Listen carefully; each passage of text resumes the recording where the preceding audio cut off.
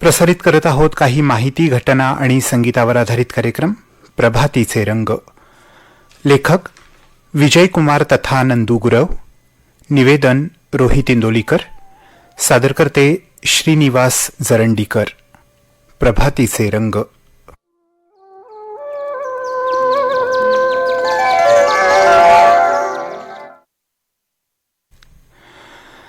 नमस्कार रसिक श्रोते हो, नमस्कार. आजच्या प्रभातीचे रंग या कार्यक्रमात आपलं मनापासून स्वागत.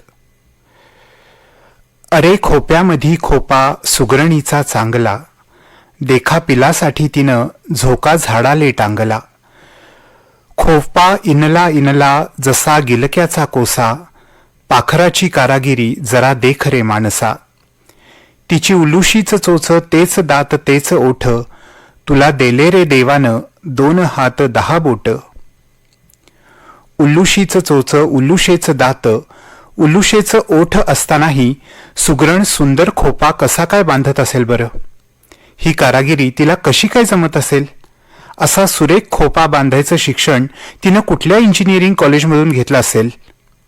आणि माणूस बघा, देवानं 2 हात 10 बोट देऊन पण साधा दगडावर दगड रचायला येईना. असं दगडावर दगड रचून नवं विश्व उभं करणं साधी सोपी गोष्ट नाही.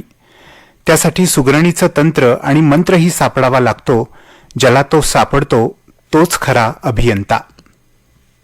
श्रोते हो, आपल्या देशात दरवर्षी 15 सप्टेंबर हा दिवस अभियंता दिन म्हणून साजरा केला जातो.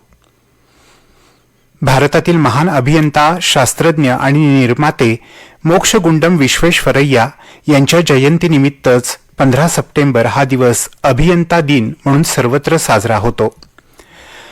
वयाच्या अवघ्या 23व्या वर्षी तत्कालीन मुंबई इलाख्याचे सार्वजनिक बांधकाम विभागाचे सहाय्यक अभियंता असलेल्या विश्वेश्वरय्या यांना 1904 साली देशाचे पहिले अभियंता होण्याचा बहुमान देण्यात आला. ज्या काळात अभियंता पदावर गोऱ्या इंग्रजांचीच मक्तेदारी होती, त्या काळात त्यांना हा बहुमान मिळाला. 24 वर्ष नोकरी केल्यानंतर म्हैसूर संस्थानचे मुख्य अभियंता म्हणून त्यांनी काम पाहिलं आणि आधुनिक म्हैसूरचे जनक म्हणून ओळख तयार केली. अगदी साधी राहणी पण परखड विचारसरणी असलेल्या विश्वेश्वरय्या यांना अंधश्रद्धा मान्य नव्हती. 1955 मध्ये त्यांना भारतरत्न पुरस्कारानं गौरवण्यात आलं. 14 एप्रिल 1962 रोजी वयाच्या 101व्या वर्षी त्यांनी जगाचा निरोप घेतला. त्यानंतर 1968 मध्ये डॉक्टर मोक्षगुंडम विश्वेश्वरय्या यांचा जन्मदिन भारत सरकारनं अभियंता दिन म्हणून घोषित केला. किती वेगानं बदलत गेलं आहे बांधकाम विश्व. साधं 4 भिंतींचं घर, पण त्याचेही किती प्रकार, किती अपेक्षा, किती स्वप्न. ही खिडकी इथं नको तिथं हवी, हा जिना इथं नको तिथं हवा. माझ्या डायनिंग टेबलवर सूर्यप्रकाश येईल का? माझ्या बेडरूममध्ये मंद वारा येईल का? अभियंता आपली घराची ही सारी स्वप्न सत्यात उतरवतो. आपल्या स्वप्नातली वास्तू तो प्रत्यक्षात उभी करतो. तो पूल बांधतो, रस्ते बांधतो. तो आभाळाला टेकणाऱ्या इमारती उभ्या करतो. तो आता नुसतीच खडी, सिमेंट आणि वाळू मिसळत बसत नाही, तर बांधकाम करताना तो आता कचरा कमी कसा होईल, ऊर्जा कशी वाचवली जाईल, प्रदूषण कमी कसं होईल, आपलं बांधकाम निसर्गाशी जवळीक करणारं कसं होईल याचा विचार तो नेहमी करतो. रायगड जिल्ह्यातलं मल्टी मॉडल कनेक्टिव्हिटीसह भारताचं विमानतळ, नवी मुंबई आंतरराष्ट्रीय विमानतळ, तसंच मुंबई आणि पुणे दरम्यानचा प्रवासाचा वेळ वाचवणारा एक्सप्रेस वे मिसिंग लिंक म्हणजेच भूमिगत बोगदा, 701 किलोमीटर लांबीचा 6 पदरी समृद्धी महामार्ग आणि पुण्याची वाहतूक सुरळीत आणणारी पुणे मेट्रो, मुंबईच्या पश्चिम उपनगरातील वाहतूक कोंडी कमी करणारा नरिमन पॉइंट कोस्टल रोड, तर Mumbai trans harbour link road. ही सारी आहेत आपल्या अभियंत्यांची नवी कमाल आणि त्यांची करामत. त्यांच्या कारागिरीला दिल से सलाम.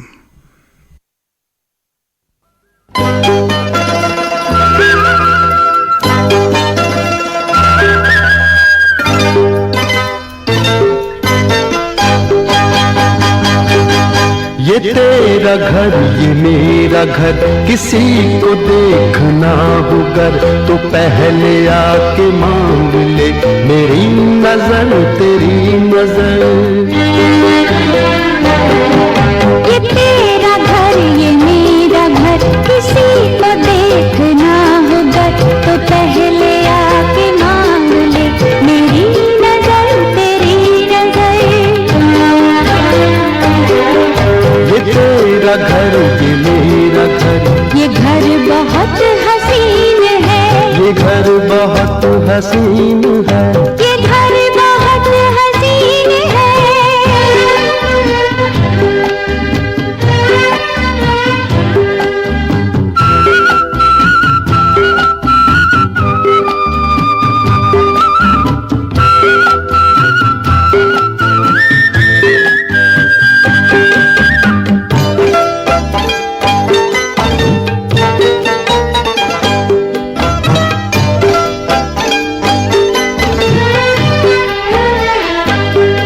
न बादलों की छाँव में न चांदनी के गाँव में, न फूल जैसे रास्ते बने हैं इसके वास्ते। मगर ये घर अजीब है, जमीन के करीब है, ये ईंट पत्थरों का घर, हमारी हसरतों का घर। ये तेरा घर ये मेरा घर, ये घर बहुत हसीन है, ये घर बहुत हसीन है।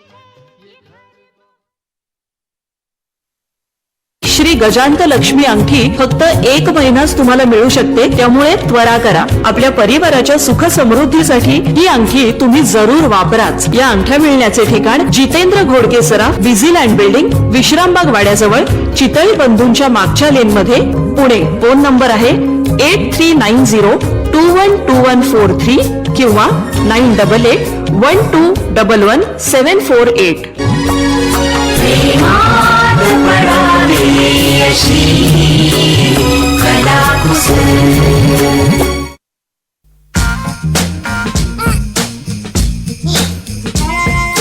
सुपर निर्मा से सारे दाग चले जाएंगे और मम्मी को पता भी नहीं चलेगा। सब दाग चले गए। सुपर निर्मा मैं सप्तमैन। सचिन मम्मी सुपर निर्मा में है सचमुच अपनापन. श्रोते हो, प्रभातीचे रंग या कार्यक्रमात आपलं पुन्हा एकदा स्वागत. धडधाकट उंचापुरा स्मार्ट तरुण. पुण्यासारख्या शहरात बायका मुलांसोबत राहणारा पण दारूच्या आहारी गेला आणि बघता बघता अवघ्या वर्षभरापूर्वी संसाराच्या पत्रावळ्या झाल्या. बायकोला कॅन्सर झाला. उपचारासाठी वणवण झाली. दारुड्या नवऱ्यासोबत संसार ओढत बाई थकून गेली. लहान लेकरू आईकडं माहेरी सोडून बिचारी आजाराशी लढत होती, खंगत होती. नवऱ्याच्या दारूनं कौटुंबिक, आर्थिक, सामाजिक सगळ्याच पातळीवर कुचंबना चालली होती. माहेरी आली. हॉस्पिटलमध्ये उपचार चालू झाले. आजार बळावला तशी नवऱ्याची दारू पण बळावत चालली. आज ती मिरजेत उपचार घेत आहे. एकीकडं कॅन्सरसारखा आजार, तर दुसऱ्या बाजूला 2 वयात आलेल्या पोरी आणि तिसऱ्या बाजूला नवऱ्याची दारू. कोणत्या दुःखाचा गहिवर घालावा बिचारीनं. तिच्या डोळ्यातल्या पाण्यात मला तिची तळमळ स्पष्ट दिसत होती आणि शेजारी थांबलेल्या नवऱ्याच्या तोंडाच्या दारूचा वास कॅन्सरपेक्षा भयाण वाटत होता. सांगलीच्या अभिजित पाटील यांनी लिहिलेला हा किस्सा अस्वस्थ करणारा आहे. कॅन्सर हा नुसता शरीराचा आजार नाही, तर तो कौटुंबिक, आर्थिक, सामाजिक, भावनिक, मानसिक सारं पिळवटून टाकणारा आजार आहे. कॅन्सरपेक्षाही भयंकर आहे त्याचे या साऱ्या वळणावर होणारे परिणाम. आणि याच वळणावर या रुग्णाला हवा असतो भक्कम मानसिक आधार. घाबरू नकोस, कर्करोगही बरा होऊ शकतो असं सांगणारा दिलासा. हा दिलासा म्हणजे एक औषधच असतं. 2025 मध्ये संपूर्ण भारतात कर्करोगाच्या रुग्णांची संख्या अंदाजे 15,69,793 असेल असा अंदाज आहे. National centre for disease informatics and research आणि Indian council of medical research यांच्या अहवालानुसार 2025 मध्ये महाराष्ट्रात कर्करोगाच्या नवीन रुग्णांची संख्या अंदाजे 1,21,717 इतकी असेल. हा आकडा सन 2020 पेक्षा 11% वाढच दाखवतो. महाराष्ट्र हे कर्करोगाचं प्रमाण सर्वाधिक असलेल्या राज्यांमध्ये 5व्या क्रमांकावर आहे. उत्तर प्रदेश, पश्चिम बंगाल, बिहार आणि तामिळनाडूनंतर महाराष्ट्राचा नंबर लागतो. जागतिक स्तरावरही कर्करोगाचं प्रमाण वाढतं आहे आणि भारतात ते वाढण्याचं मुख्य कारण म्हणजे पर्यावरणीय प्रदूषण असं आहे असं मानलं जातंय. 22 सप्टेंबर रोजी कर्करोगाच्या रुग्णांच्या कल्याणासाठी गुलाब दिन साजरा केला जातो. हा दिवस कर्करोगाच्या रुग्णांना दिलासा देतो की कर्करोग बरा होऊ शकतो. हा दिवस कॅनडाच्या 12 वर्षीय मेलिंडा रोजच्या स्मृतीप्रित्यर्थ साजरा केला जातो, जिला रक्ताच्या कर्करोगाचा एक दुर्मिळ प्रकार असल्याचं निदान झालं आणि तरीही तिनं जगण्याची उमेद सोडली नाही. ती हरली नाही, कर्करोगाशी लढत राहिली. मेलिंडो रोज, कॅनेडियन, अवघी 12 वर्षांची गोड मुलगी, पण तिला दुर्मिळ रक्तकर्करोगाचा एक प्रकार असलेल्या आस्किन्स ट्यूमरचं निदान झालं. अवघ्या काही आठवड्यातच तिचं आयुष्य उरल्याचं डॉक्टरांनी सांगितलं आणि मेलिंडा रोज बदलून गेली. कविता, गुलाब आणि ईमेलच्या मदतीनं तिनं तिचे 6 महिने कर्करोगांना समर्पित केले. तिच्या उपचारादरम्यान ती हजारो कर्करोग रुग्णांना भेटली. त्यांच्या आयुष्यात आशा, आनंद आणि दिलासा आणला. मेलिंडा रोज या लहान मुलीनं शेकडो कर्करोग रुग्णांना प्रेरणा दिली. म्हणूनच हा जागतिक गुलाब तिच्या स्मरणार्थ साजरा केला जातो. कर्करोगाशी लढणाऱ्या लोकांना आशा आणि शक्ती देण्यासाठी हा आंतरराष्ट्रीय दिवस साजरा केला जातो. कर्करोगाशी लढताना आम्हीही तुमच्यासोबत आहोत हा दिलासा देण्याचा हा दिवस. कॅन्सरही बरा होऊ शकतो ही आशा प्रबळ करण्याचा हा दिवस. ऐका बंधून तुम्ही जरा चुटका, ऐका बंधून तुम्ही जरा चुटका, कर्करोगाचा बसेल झटका, कर्करोगाचा बसेल झटका, कर्करोगाचा बसेल झटका. ऐका बंधूनो तुम्ही जरा चुटका, ऐका बंधूनो तुम्ही जरा चुटका, कर्करोगाचा बसेल झटका, कर्करोगाचा बसेल झटका.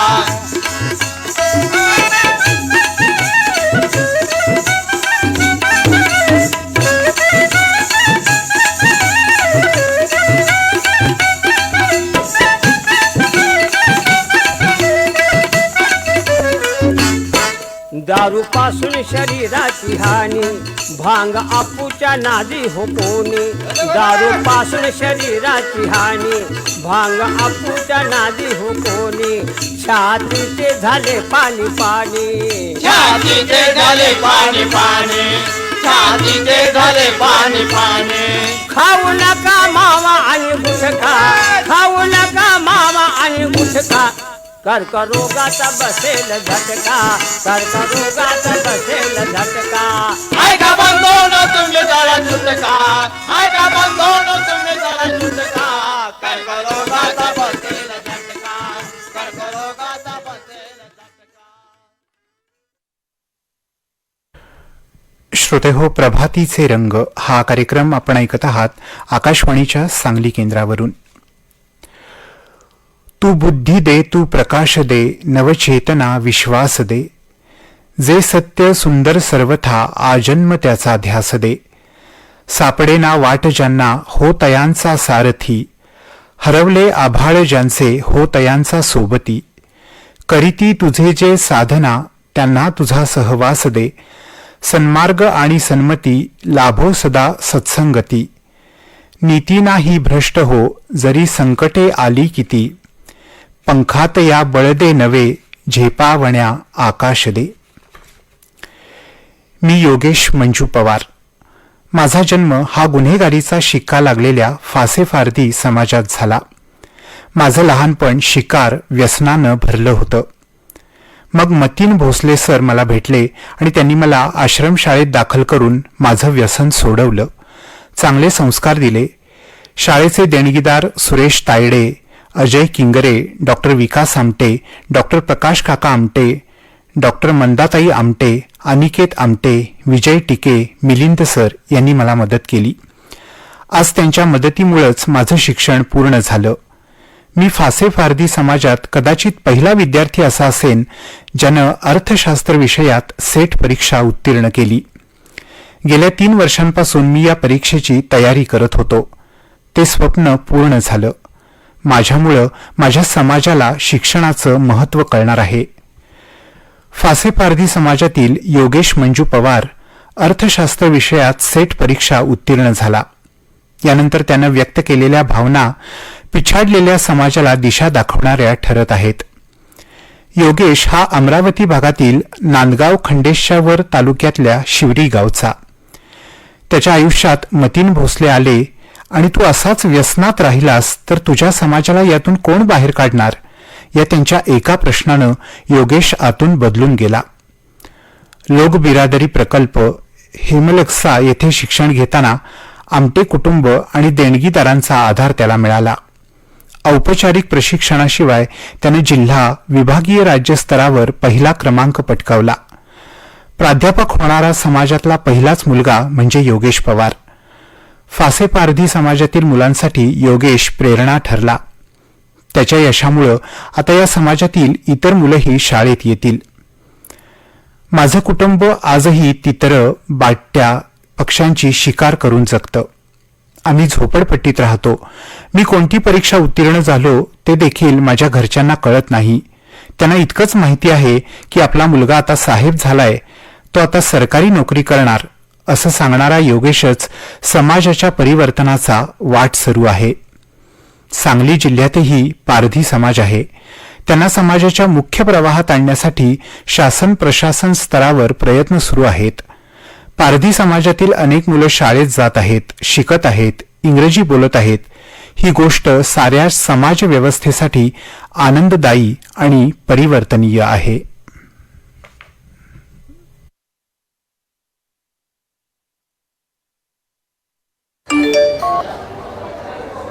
व्हिडिओ लाईक करण्यासाठी पैसे मिळतील. So easy. फसला. अनोळखी लिंक्सवर क्लिक करू नका. आरबीआय सांगते, जाणकार बना, सतर्क रहा. श्री गजांत लक्ष्मी अंगठी फक्त 1 महिनाच तुम्हाला मिळू शकते, त्यामुळे त्वरा करा. आपल्या परिवाराच्या सुख समृद्धीसाठी ही अंगठी तुम्ही जरूर वापराच. या अंगठ्या मिळण्याचे ठिकाण जितेंद्र घोडके सराफ, बिझीलँड बिल्डिंग, विश्रामबाग वाड्याजवळ, चितळी बंधूंच्या मागच्या लेन मध्ये, पुणे. फोन नंबर आहे 8390212143 किंवा 9881211748.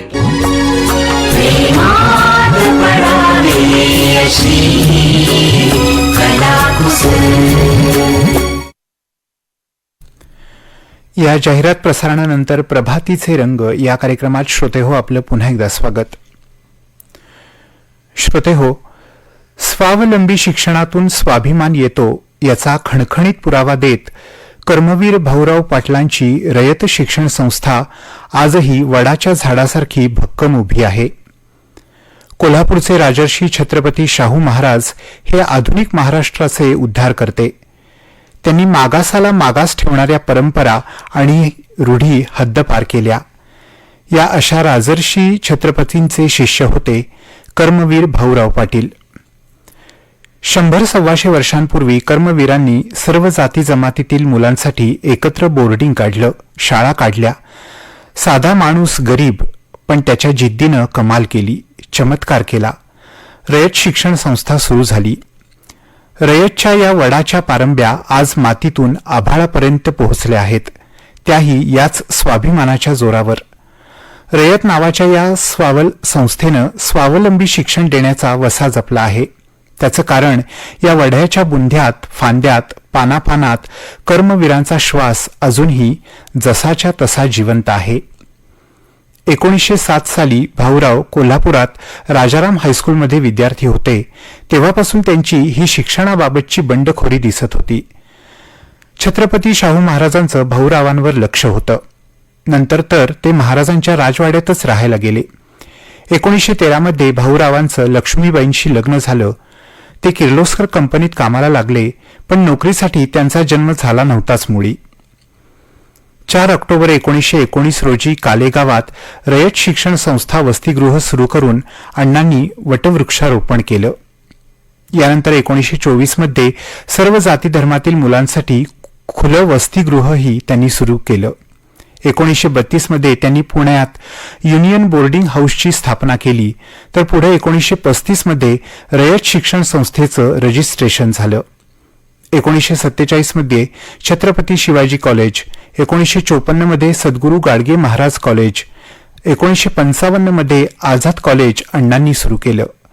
बहुजन कष्टकऱ्यांच्या शिक्षणाचा वसा घेऊन अविरत कार्यरत असतानाच 9 मे 1955 रोजी या कर्मवीरांचं महानिर्वाण झालं.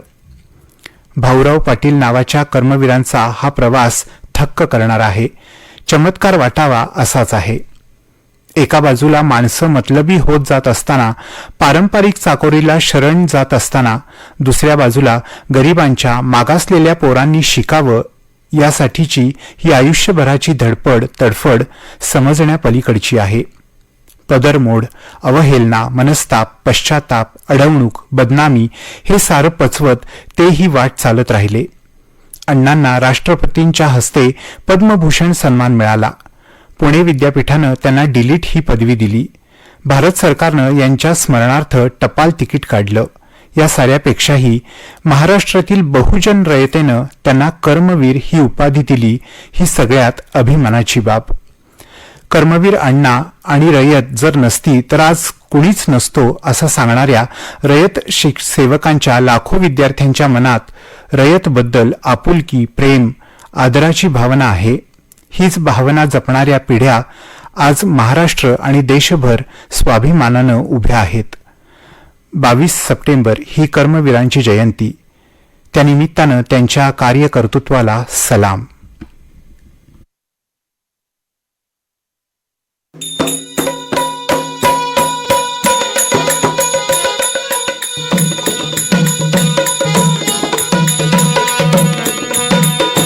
कर्मवीर भाऊराव पाटील कार्य वाढविल, ध्येय गाठील, अज्ञानाचा त्याने दिला दणका. संत पवाड्यातनं तुम्ही ऐका, 5 खंडात झाला डंकार. 5 खंडात झाला डंकार. महर्षी विद्या देणार, दिनजना फार कष्ट केलं सार, शक्ती युक्तीचा घातले सांगड. जाती गोत्याची नाही भानगड, लोक शिक्षणाची लावली आवड. लोक शिक्षणाची लावली आवड. आधी केले मग सांगितले, असे कोण झाले न महात्मा फुले. त्यांचे पट शीश शोभले कास, जन उदरासी धरले कास, रात्रंदिन मनी तळमळे खास. रात्रंदिन मनी तळमळे खास.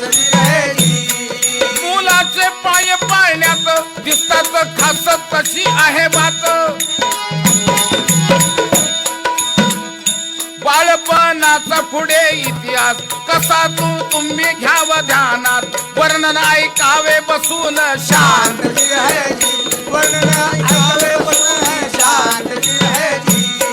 कोल्हापूर जिल्हा प्रख्यात, जन्म झाला कुंभोज गावात. कुंभोज गावात हाजी, कुंभोज गावात हाजी. गंगामाई यांच्या हो पोटी, गाव वर्णा नदीच्या काठी. नदीच्या काठी हाजी, नदीच्या काठी हाजी. आनंदाने वाटला खाऊ, ठेवल नाव त्याचं भाऊ. नाव त्याचं भाऊ हाजी, नाव त्याचं भाऊ हाजी. हळूहळू वाढला बाळ, त्याने केला कितीक खेळ. हळूहळू वाढला बाळ, त्यांना केला किती हो खेळ. किती हो खेळ हाजी, किती हो खेळ हाजी. सौंदर्याला घेऊन जाव मन मुरद नदीत बुडाव नदीत बुडावे हाजी नदीत बुडावे हाजी बाहुबलीचा डोंगर फिराव करवंद जांभळ खाव जांभळ खावे हाजी जांभळ खावे हाजी बंडखोर सत्यानं लावला नाद कुस्तीचा नाद कुस्तीचा जी है जी पहिलाच वस्ता हो बघा भाऊरावांचा जी है जी भाऊरावाचा जी है जी अशा संस्कारात पिंड कर्मवीरांचा जी है जी कर्मवीरांचा जी है जी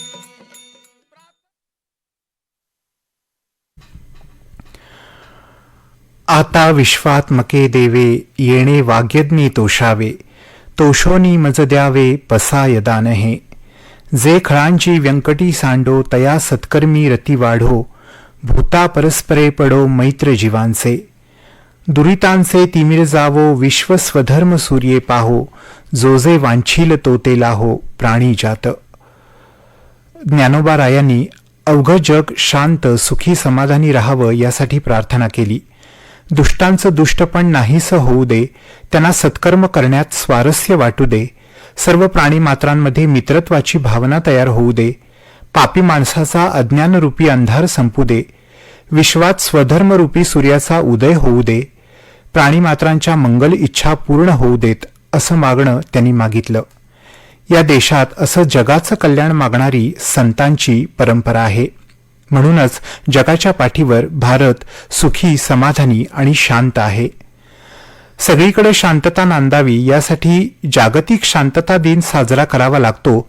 हे सुदैव म्हणावं की दुर्दैव? 21 सप्टेंबर हा दिवस जागतिक शांतता दिन म्हणून साजरा केला जातो. 1981 पासून आज अखेर गेली कित्येक वर्ष झाली दर साल आपण हा जागतिक शांतता दिन साजरा करत आहोत. आणि दुसऱ्या बाजूला मात्र जगभर पसरलेली अशांतता, असुरक्षितता, युद्धाच्या बातम्याही ऐकत आहोत, पाहत आहोत. देशादेशात, राज्याराज्यात, जातीजातीत, धर्माधर्मात आणि माणसामाणसात चाललेली ही युद्ध, हा संघर्ष, यामध्ये शांततेचा रोज बळी जातो आहे. जगभरात शांतता निर्माण करायची गरज व्यक्त होत असताना हवी तशी ठोस कृती केली जात नाहीये. किमान जागतिक शांतता दिनी तरी जगभरात शांतता असावी अशी प्रार्थना. संघर्षाची स्थिती इतर देशांवर आणि साऱ्याच मानवजातीवर गंभीर परिणाम करते आहे. जगाची व्यवस्था बिघडवते आहे. भारतानं मात्र शांततेला प्राधान्य देत चर्चेसाठी सर्वतोपरी मदत करण्याची तयारी दर्शवली आहे. गरज आहे ती शांततेची. शांतता म्हणजे फक्त शांत बसणं नाही, तर शांतता म्हणजे एक सकारात्मक गतिमान प्रगती, अशी पोषक परिस्थिती की ज्यात परस्पर सामंजस्य आणि सहकार्यातून सकारात्मक चर्चा, प्रत्येक जीवाप्रती आदर, मानवी हक्क आणि मूलभूत स्वातंत्र्याचा सन्मान ठेवणं, शिक्षण, संस्कार आणि सहकार्यातून अहिंसक मनोवृत्ती वाढवणं, स्वातंत्र्य, समता, लोकशाही मूल्यांचा सन्मान करत ते अबाधित ठेवण्यासाठी प्रयत्न करणं म्हणजे शांतता. जगातील सकारात्मक शांतताच पुढच्या पिढीसाठी काहीतरी भविष्य ठेवू शकते. माणसानं आता जवळपास सगळी भौतिक सुख मिळवली आहेत.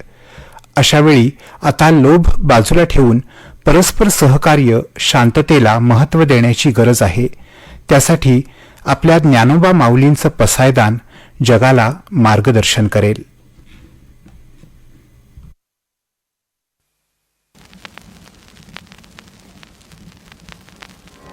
आता विश्वात्मके देवे येणे वाग्यज्ञे तोषावे तोषोनि मज द्यावे पसाय दानहे जे खळांची व्यंकटी सांडो तया सत्कर्मी रती वाढो भूता परस्परे पडो मैत्र जीवांचे दुरिताचे तिमिर जाओ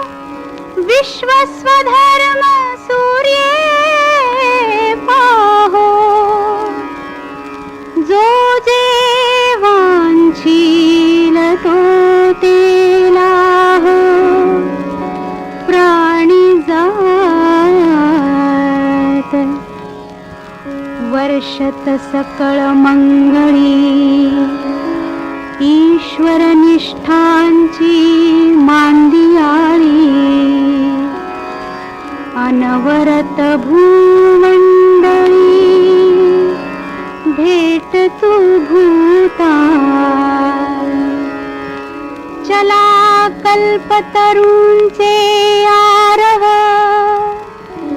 चेतना चिंतामणींचे गाव बोलते जे अर्णव पियुषाचे चंद्रमे जे अलांछन मार्तंड जे तापहीन ते सर्वाही सदा सज्जन सोय रे हो तू किंबहुना सर्व सुखी पूर्ण होऊन तिही लोकी भजिजो आदि पुरुषी अखंडित येथ म्हणे श्री विश्वेश्वराव हा होईल दान पसावो येणे वरे ज्ञान देव सुखिया झाला.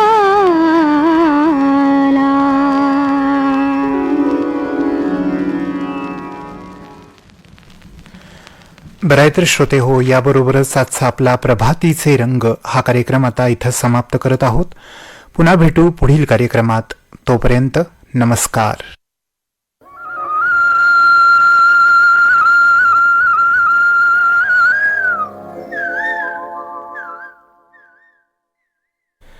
प्रभातीचे रंग, काही माहिती, घटना आणि संगीतावर आधारित कार्यक्रम आपण ऐकलात. लेखन केलं होतं विजयकुमार तथा नंदू गुरव यांनी. निवेदन होतं रोहित इंदोलीकर यांचं आणि सादर करते श्रीनिवास जरंडीकर.